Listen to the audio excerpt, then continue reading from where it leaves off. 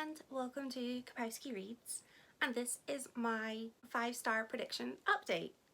And if it's not too bold to say, I am now pretty sure that I have some degree of psychic skills, or at least skills when it comes to predicting books that I'm going to enjoy, because this experiment went really well for me. This is part 2, where I'm just going to say how I got on with them. If you want to know more about the books that I chose, what they're about and why I thought I was going to love them, then I will pop a link in the description for part 1 where I chat about the books that I think I'm going to love. I'm going to start with the books that I didn't enjoy as much and then build up to the books that I loved, which is the majority of them. The first book that I'm going to chat about is The Castaways by Lucy Clark. I ended up giving this book 1 star, so I really am starting at the bottom of the books that I read. This was my least favourite. I absolutely loved the idea of this book, and I loved that the chapters were alternating between the sisters but also between the time periods. The reason I didn't really enjoy this book was that I found it to be very predictable. I guessed everything in this book. Not that I was trying to, but just it was very obvious the direction, or I felt it was very obvious the direction that the book was going in, and I thought about maybe just DNFing it, but I was really excited to see how it was going to end, because I thought that because the ending felt like it was so predictable that it was going to go in a different direction, and it didn't. So yeah, I didn't enjoy this too much. The next book I'm going to talk about is The Ballad of Songbirds and Snakes by Suzanne Collins. Absolutely loved returning to this world, and I thought that the world building was already there for me from reading 3 other books in this series, but I liked seeing the early days of the Hunger Games and how different it was to the Hunger Games that I was familiar with. I really enjoyed, there were 3 parts in this book, and I really enjoyed part 1 and part 2. I did not enjoy part 3 so much. I loved getting to see little baby Coriolanus Snow. Is that? I don't know how to pronounce his name. I've been calling him Cornelius for the longest time, but that is not his name. I'm gonna just call him Baby Snow because I have forgotten his name. I loved seeing him as a youngin'. I really enjoyed seeing Snow's sort of family life and getting more about him and sort of seeing a little bit more about the early Snow, and we did see elements of why he turned into the guy that he did, but I sort of felt like I felt like there had to be more. I didn't get as many sort of call forwards or links to the original series that I was hoping for. I really loved part 1. I felt like I really got to know the characters, and I found myself feeling sympathetic towards Snow, which is something that I never thought would happen, but here we are. And I really loved his cousin. I thought Tigress was just so, she was the one holding the family together, and I really enjoyed seeing him I didn't enjoy seeing him struggle, but I enjoyed sort of seeing that he had worked really hard to get where he was. And the part 2 with all of the games was just so exciting and so thrilling, and the book was just so, the games were so different, and they weren't shiny, they were, dirty and sad. It was so sad, and it was really upsetting. Obviously a story where there are children that are sent to their death is going to be sad, but this was a lot more sort of dark and depressing than I had expected, and I enjoyed that. I enjoyed feeling sad for these kids. And then part 3, I don't know, there was something about part 3 that I just sort of felt a bit almost disappointed in, because it went in a very predictable way, and yeah, part 3 is what kind of brought it down for me. I did end up giving this book 3 stars, but like a 3.5.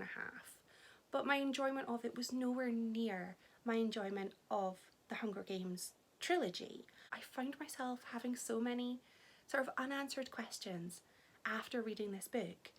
And I thought the opposite was going to happen. I thought that I would get closure from this book. But if anything, I need another book.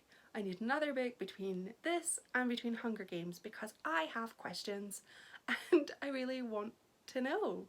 I absolutely loved Lucy Gray. I thought she was so strong and she was so brave, and I really enjoyed her as a character.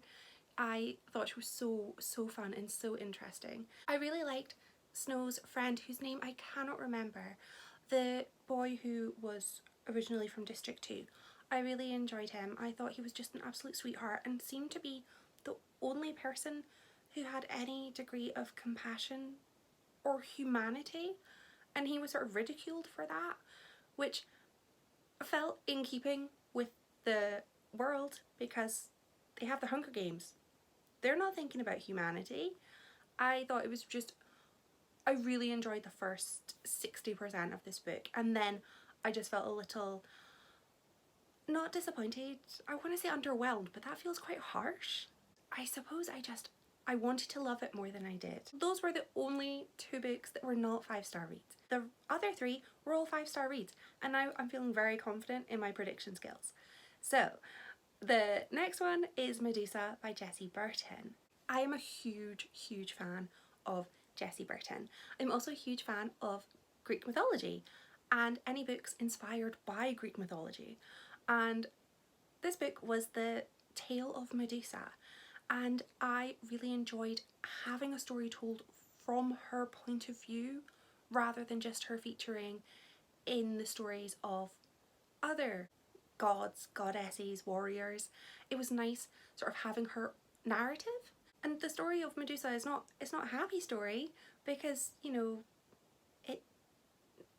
the way that she is punished, she's punished for something that she didn't even do, and then she's banished, and then she has her head cut off. I hope that's not a spoiler. I feel that the Tale of Medusa is very well known, so I'm very sorry if it is a spoiler. This book had pictures. I was right, it was illustrated, and the illustrations were absolutely gorgeous. I felt like it was really interesting because it delivered a story of Medusa that I haven't heard before, because I've only ever really heard of Medusa as a almost side character or baddie in the story of a god or a goddess or a warrior, and it was really nice having her get her own story in her own voice. She's a really sympathetic character, and ultimately she's just a very young woman who just wants to be happy and loved and is kind of lonely. And I thought this was just such a heartbreaking tale. Knowing the myth as I did, I knew it was never going to end well for her, but I was again sort of hoping that maybe things could work out. I really enjoyed this book. It was so short, it was such a quick read. I had it on ebook from the library, and so the page numbers are always a bit strange and I have no concept of how long it was, but it felt like it just wasn't enough. I wanted more. I wanted so much more. It was a complete story and it did feel like it ended, and I'm just being greedy and wanting more. Jessie Burton did not let me down. She hasn't yet, and I don't think she will. I absolutely love this book. You don't really need to have any previous knowledge of Greek mythology in order to enjoy this book. I think that you could go into this with knowing nothing about the story of Medusa and you will enjoy it, because it gives you everything that you need to know. You don't need to, you don't need to bring any notes to this. Just you can just dive straight in and enjoy it. The next one is Goldilocks by Laura Lam. This was sci-fi, but it was also a thriller, and I absolutely loved this. I loved this from page 1. I was hooked on this book and I didn't want to put it down. I absolutely loved the characters. I loved the concept. I thought it was beautifully written, and it was just so thrilling, and it was so exciting straight away. And with this book, it felt like there were genuine stakes. I mean, humanity was at risk. I know nothing of space travel, but it made it so exciting. While it's sort of sci-fi thriller, it had elements of dystopia in it. And the really, really weird thing was that this world didn't feel too far from the world that we live in right now, which was terrifying. It was very much giving me some Handmaid's Tale vibes, but it also referenced some things that have happened since this book has been published. Maybe the book also has some prediction skills. I don't know. But I found that that gave me an extra element of enjoyment because I forgot that this was set in a different version of our Earth. I was just reading it going, yeah, that was in the news last month or last week. What is time? But I just felt it was so relevant to the world as it is just now and rights for women. I think it was just such a really interesting narrative thrown in with space travel. There were twists and turns and I saw none of them coming. So that was such a huge enjoyment for me because I love to have a surprise in a book, and it did not go the way that I thought it was going to, which is something that I really, really enjoyed. I loved the characters in this. They felt real and flawed, which I think is so important. I don't want to have a perfect character that's just so dull. It was exciting straight away, and I was just so keen to just keep turning the pages and read even more. I didn't want to stop. I thought this was just so chilling and thrilling and dramatic. I loved that there were stakes that just felt real, and it felt like everything was hinging on this mission, and it just felt so important, and I loved it. I was hooked. I've never read anything by this author before, but I certainly will be looking up more of their stuff. I think they have some fantasy. I love fantasy, so I will definitely be looking up more of their stuff. This really was a thriller. I was thrilled, and I was mildly terrified about what was going to happen to the characters and to the Earth. I cannot fault it. I don't want to fault it, but I couldn't if I wanted to. And lastly, I've got Ariadne by Jennifer Saint. I didn't think I was going to finish this book. I thought maybe 5 was too many, but I finished it. And again, I couldn't put this down. This is another Greek mythology, and I wanted to read this after Medusa because chronologically, Ariadne is after Medusa. So I didn't want to get my Greek myths mixed up. And this gave me sort of similar things to Medusa, in that it gave me a story about somebody that I have read about, but they've never featured in their own right. They've never had their own story told. Maybe they have. I just haven't seen or read anything that was told from Ariadne's point of view. She's always sort of featured in the story of Theseus, and I never liked Theseus. So I was really happy to read this, and sort of, while I knew the story of Ariadne and I knew where it was going, I really enjoyed the journey and getting there. My heart absolutely broke for Ariadne. Her betrayal was just heartbreaking, and it was so sad seeing it from her perspective as opposed to from Theseus' perspective. Did I say that I hate Theseus? Because I really hate Theseus, and this book made me hate him even more. But you can totally see why everything happened, because the characters were written in such a way that I totally would have been manipulated by Theseus. I can see why. And I really loved the way that this book was split. So it was split into 4 sections, and the first one was the whole story with Ariadne and Theseus and the Minotaur. And part 2 was all about what happened after Ariadne left Crete.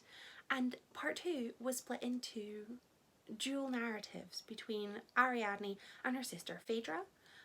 I might be pronouncing that wrong. I've only ever seen it in print. And I really enjoyed the dual narratives in this. And then part 3 was sort of them being reunited, and part 4 was more about Ariadne and her husband and Perseus.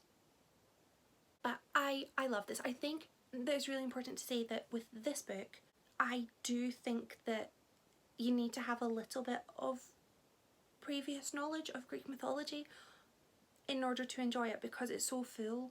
Ariadne features in the myths of so many others that there's a lot of gods and warriors that are referenced in this book, and I think that if you don't know anything about Greek mythology, it could be easy to get a little bit lost. But at the same time, if you want to read it, read it. Don't let that put you off. Google will be your friend. If there's a god or a legend that's mentioned that you don't know, they're all on the internet. I thought this was just so exciting, and it was so nice hearing a tale like with Medusa told from the perspective of the woman. It's very often that myths and legends are told from the male perspective, and I just really enjoyed getting something new and a perspective that I haven't read before, and I thoroughly enjoyed it, and I sobbed. Of course I did. I actually cried at 4 of these books. I didn't cry at Castaway, but I cried at the other 4. So I'm feeling so positive about these books. I am feeling really confident in my prediction skills now, that I'm sort of thinking I should maybe put on a lottery ticket. I don't remember the last time I played the lottery, so I might do it because I'm feeling lucky. Or I might just use these skills to continue picking books that I love. I would be so hard pressed to pick a favourite out of these books because I found so many new favourites. I am a huge fan of Greek mythology, so Medusa and Ariadne really just gave me what I wanted. I wanted stories told from the female perspective, and I got them, and they were beautiful stories that just, they were heartwarming, they were heartbreaking. They gave me a whole big roller coaster of emotions, and I'm so grateful to me of the past for telling myself to read them. And I'm so happy that I read them. I'm feeling good now. If you've read any of these books, I would love to know how you got on with them. And if you loved the book that I hated, I'm really sorry. I know a lot of people love it. It just wasn't for me. And I am gonna go and enjoy some sunshine because it's really sunny outside just now. I am coated in factor 50 because I'm very pale. So yeah, thanks for watching, and I'll see you next time. Bye!